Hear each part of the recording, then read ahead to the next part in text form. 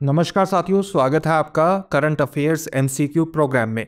चलिए सबसे पहले देखते हैं पिछले प्रोग्राम के अभ्यास प्रश्न को। निम्नलिखित विशेषताओं पर विचार कीजिए। 1. उन्होंने वर्ष 1965 के भारत पाक युद्ध के दौरान निर्णायक नेतृत्व का प्रदर्शन किया। 2. उन्हें उनके प्रतिष्ठित नारे जय जवान जय किसान के लिए याद किया जाता है। 3. उन्होंने ताशकंद घोषणा पत्र में महत्वपूर्ण भूमिका निभाई। उपरोक्त विशेषताओं में से निम्नलिखित में से कौन सा व्यक्तित्व सबसे अच्छा वर्णित है? ए. मोरारजी देसाई, बी. गुलजारी लाल नंदा, सी. लाल बहादुर शास्त्री, डी. इंदिरा गांधी। इसका सही उत्तर है उत्तर सी, यानी लाल बहादुर शास्त्री, जिनका जन्म 2 अक्टूबर 1904 को वाराणसी के पास मुगल सराय में हुआ था। भारत के स्वतंत्रता संग्राम में एक महत्वपूर्ण व्यक्ति थे जो महात्मा गांधी के सिद्धांतों से अत्यधिक प्रभावित थे। अपनी ईमानदारी, विनम्रता और समर्पण के लिए जाने जाने वाले शास्त्री जी ने गृह मंत्री, रेल मंत्री तथा वाणिज्य एवं उद्योग मंत्री सहित विभिन्न महत्वपूर्ण मंत्री पद संभाले। उल्लेखनीय है कि उन्होंने प्रमुख रेल दुर्घटनाओं के बाद 2 बार रेल मंत्री के पद से इस्तीफा देकर नैतिक जवाबदेही का उदाहरण दिया। प्रधानमंत्री 1964 से 1966 के रूप में शास्त्री जी ने वर्ष 1965 के भारत पाक युद्ध के दौरान अनुकरणीय नेतृत्व का प्रदर्शन किया और कश्मीर की रक्षा के लिए निर्णायक सैन्य कार्रवाई को अधिकृत किया।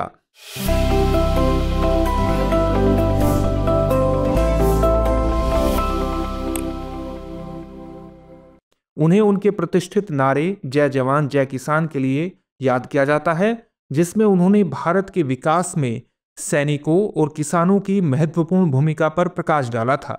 उन्होंने ताशकंद घोषणा पत्र में महत्वपूर्ण भूमिका निभाई थी। दुखद बात यह है कि ताशकंद घोषणा पत्र पर हस्ताक्षर करने के कुछ ही समय बाद 11 जनवरी 1966 को शास्त्री जी का ताशकंद में निधन हो गया। अतः विकल्प सी इसमें सही है। चलिए अब आज के प्रश्नों को देखते हैं और आज के पहले प्रश्न पर चर्चा करते हैं। आज का पहला प्रश्न है, राष्ट्रीय हल्दी बोर्ड के संबंध में निम्नलिखित कथनों पर विचार कीजिए। 1. यह चाय, कॉफी, रबर, मसाले और तंबाकू के बाद वाणिज्य एवं उद्योग मंत्रालय का 6ठा उत्पाद समर्पित बोर्ड है। 2. यह एकमात्र बोर्ड है जिसका अध्यक्ष वाणिज्य एवं उद्योग मंत्री होता है। उपर्युक्त कथनों में से कौन सा या से सही है या है? ऑप्शन ए केवल 1, ऑप्शन बी केवल 2, ऑप्शन सी 1 और 2 दोनों, ऑप्शन डी न तो 1 और न ही 2। इसका जो सही उत्तर होगा उसे विश्लेषण के माध्यम से हम समझ लेंगे। इसमें उत्तर ए सही है, यानी ऑप्शन ए सही है। राष्ट्रीय हल्दी बोर्ड वाणिज्य एवं उद्योग मंत्रालय द्वारा नई दिल्ली में राष्ट्रीय हल्दी बोर्ड का शुभारंभ किया गया, जिसका मुख्यालय निजामाबाद, तेलंगाना में होगा। इसकी स्थापना भारत में हल्दी की खेती, उत्पादन, प्रसंस्करण और विपणन को बढ़ावा देने और हल्दी किसानों की आय में वृद्धि के लिए की गई है। वाणिज्य एवं उद्योग मंत्रालय ने चाय, कॉफी, रबर, मसाले और तंबाकू के बाद अपने उत्पाद समर्पित बोर्डों की संख्या बढ़ाकर 6 कर दी है। अतः कथन 1 सही है। बोर्ड में केंद्र सरकार द्वारा नियुक्त एक अध्यक्ष के अलावा आयुष मंत्रालय, औषधि विभाग, कृषि और किसान कल्याण विभाग एवं वाणिज्य विभाग के प्रतिनिधियों को भी नामित किया गया है। अतः कथन 2 सही नहीं है। अगले प्रश्न को देखते हैं। अगला प्रश्न है, निम्नलिखित कथनों पर विचार कीजिए। 1. यह तीसरी पीढ़ी की सभी मौसमों में कार्य करने में सक्षम, दागों और भूल जाओ वाली एंटी टैंक गाइडेड मिसाइल है, जिसमें प्रक्षेपण के बाद लॉक ऑन करने की क्षमता है, जिससे यह स्वायत्त रूप से लक्ष्यों को ट्रैक कर सकती है तथा उन पर हमला कर सकती है। 2. इसमें उच्च आक्रमण क्षमता है जो सशस्त्र वाहनों की कमजोर ऊपरी सतह को निशाना बनाती है। 3. इसकी मारक क्षमता 7 से 10 किलोमीटर है। निम्नलिखित में से कौन सी मिसाइल उपर्युक्त विवरण से सबसे बेहतर रूप से संबंधित है? Option A Nag MK2, option B Spike, option C Javelin, option D Helina. चलिए इसके विश्लेषण के माध्यम से इसके उत्तर को जानने का प्रयास करते हैं। नाग MK2 anti tank guided missile यानी ATGM तीसरी पीढ़ी की सभी मौसमों में कार्य करने में सक्षम, दागों और भूल जाओ वाली एंटी टैंक गाइडेड मिसाइल है। जिसमें प्रक्षेपण के बाद लोक ऑन करने की क्षमता है, जिससे यह स्वायत्त रूप से लक्ष्यों को ट्रैक कर सकती है तथा उन पर हमला कर सकती है। इसे आधुनिक सशस्त्र वाहनों को बेअसर करने के लिए डिजाइन किया गया है, जिसमें विस्फोटक प्रतिक्रियाशील कवच वाले वाहन भी शामिल हैं तथा यह बढ़ी हुई विनाशकारी शक्ति के लिए उच्च विस्फोटक एंटी टैंक यानी हीट वॉरहेड का उपयोग करता है। इसकी मारक क्षमता 7 से 10 किलोमीटर है। इससे पूर्व के संस्करण नाग Mk1 की रेंज केवल 4 किलोमीटर थी। इसमें उच्च आक्रमण क्षमता है जो सशस्त्र वाहनों की कमजोर ऊपरी सतह को निशाना बनाती है। नाग Mk2 को NAMICA यानी नाग मिसाइल कैरियर वर्जन 2 द्वारा लॉन्च किया गया है। नामिका यानी NAMICA एक टैंक रोधी सशस्त्र वाहन या टैंक रोधी वाहन है जिसका उपयोग भारतीय सेना द्वारा टैंक रोधी मिसाइलों को दागने के लिए किया जाता है। अगले प्रश्न की तरफ बढ़ते हैं। अगला प्रश्न है, भारतीय प्लेट के संचलन से संबंधित निम्नलिखित कथनों पर विचार कीजिए। 1. प्रारंभिक क्रिस्टेशस काल में भारत अफ्रीका से अलग हो गया। 2. रीयूनियन मेंटल प्लम ने भारतीय प्लेट को सेशल से अलग कर दिया। 3. भारत एशिया टकराव एक जटिल महाद्वीप टकराव है जिसके परिणाम स्वरूप हिमालय का निर्माण हुआ। उपर्युक्त कथनों में से कितने सही हैं? ऑप्शन ए केवल 1, ऑप्शन बी केवल 2, ऑप्शन सी सभी 3, ऑप्शन डी इनमें से कोई नहीं। चलिए विश्लेषण के माध्यम से इसके उत्तर को जानने का प्रयास करते हैं। भारतीय प्लेट पेलियोजोइक युग के अंत में दक्षिण अमेरिका, अफ्रीका, अरब, मेडागास्कर, ऑस्ट्रेलिया और अंटार्कटिका के साथ गोंडवाना लैंड का हिस्सा थी, जो ट्राइएसिक काल के अंत यानी लगभग 215 MA में विखंडित होने लगी। भारत मध्य जुरासिक यानी लगभग 165 से 150 MA में अफ्रीका से और प्रारंभिक क्रस्टेशियस यानी लगभग 130 से 120 MA में अंटार्कटिका ऑस्ट्रेलिया से अलग हुआ। अतः कथन 1 सही नहीं है। रीयूनियन मेंटल प्लम ने भारतीय प्लेट को सेशल से अलग कर दिया जिससे डेक्कन ट्रैप का निर्माण हुआ। अतः कथन 2 सही है। इओसीन लगभग 50 से 35 मिलियन वर्ष पूर्व के दौरान भारतीय प्लेट एशियाई प्लेट से टकराई जिससे हिमालय पर्वत श्रृंखला का निर्माण हुआ और तिब्बती पठार का उत्थान हुआ। अतः कथन 3 सही है। चलिए अब अगले प्रश्न को देखते हैं। अगला प्रश्न है, उपभोक्ता मूल्य सूचकांक से संबंधित निम्नलिखित कथनों पर विचार कीजिए। 1. यह वर्ष 2011 को आधार वर्ष मानकर वस्तुओं और सेवाओं की टोकरी के आधार पर उपभोक्ता कीमतों में समग्र परिवर्तन को मापता है। 2. इसे राष्ट्रीय सांख्यिकी कार्यालय द्वारा प्रत्येक वर्ष प्रकाशित किया जाता है। 3. इसका उपयोग महंगाई भत्ते को समायोजित करने के लिए किया जाता है। उपर्युक्त कथनों में से कितने सही हैं? ऑप्शन ए केवल 1, ऑप्शन बी केवल 2, ऑप्शन सी सभी 3, ऑप्शन डी इनमें से कोई नहीं। चलिए इसका विश्लेषण देखते हैं। उपभोक्ता मूल्य सूचकांक यानी CPI वर्ष 2012 को आधार वर्ष मानकर वस्तुओं और सेवाओं की प्रतिनिधि टोकरी का उपयोग करके समय के साथ उपभोक्ता कीमतों में परिवर्तन को मापता है। अतः कथन 1 सही नहीं है। इस टोकरी में भोजन, कपड़े, परिवहन, चिकित्सा देखभाल, विद्युत और शिक्षा जैसी वस्तुएं शामिल हैं। इसे सांख्यिकी और कार्यक्रम कार्यान्वयन मंत्रालय के तहत राष्ट्रीय सांख्यिकी कार्यालय द्वारा मासिक रूप से प्रकाशित किया जाता है। अतः कथन 2 सही नहीं है। CPI मूल्य स्थिरता की निगरानी, महंगाई भत्ते को समायोजित करने और जीवन यापन की लागत, क्रय शक्ति और मुद्रास्फीति का आकलन का कार्य करता है। अतः कथन 3 सही है और इस प्रकार से उत्तर A सही हो जाता है। अगला प्रश्न है, निम्नलिखित विशेषताओं पर विचार कीजिए। 1. यह पश्चिम बंगाल में आयोजित होने वाला एक वार्षिक धार्मिक उत्सव है। 2. यह त्योहार मकर संक्रांति के दिन ही मनाया जाता है। 3. इसका ऐतिहासिक उल्लेख महाभारत के वन पर्व और रघुवंश में मिलता है। उपर्युक्त विशेषताओं में निम्नलिखित में से किसका सर्वोत्तम रूप वर्णन है?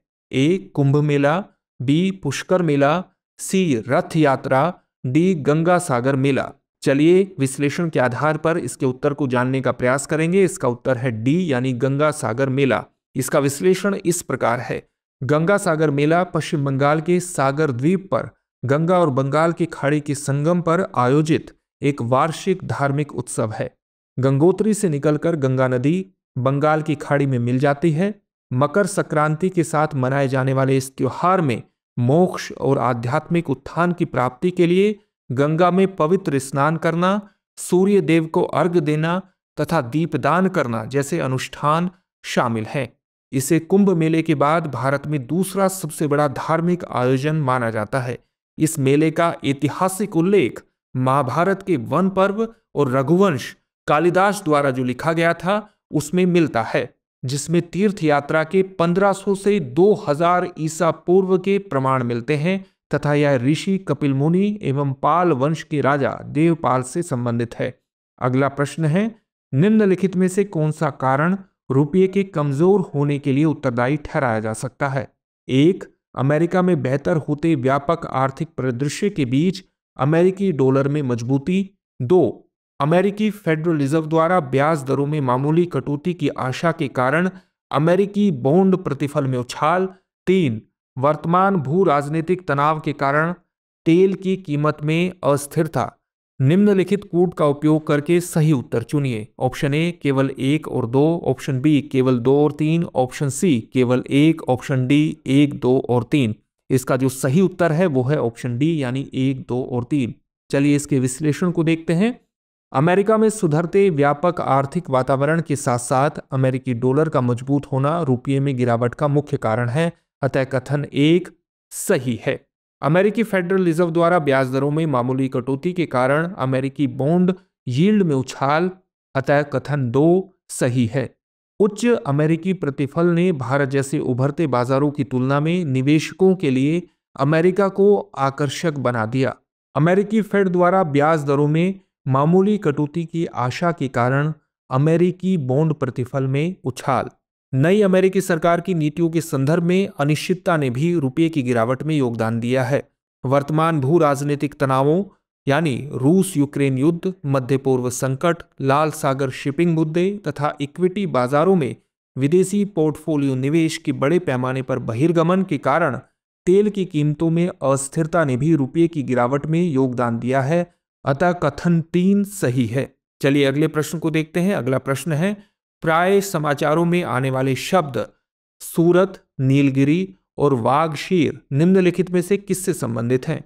ऑप्शन ए भारतीय नौसेना की पनडुब्बियां और जहाज, ऑप्शन बी पश्चिमी घाट में खोजी गई नई प्रजातियां, ऑप्शन सी गुजरात में नवीकरणीय ऊर्जा परियोजनाएं, या ऑप्शन डी इसरो के आगामी उपग्रह मिशन।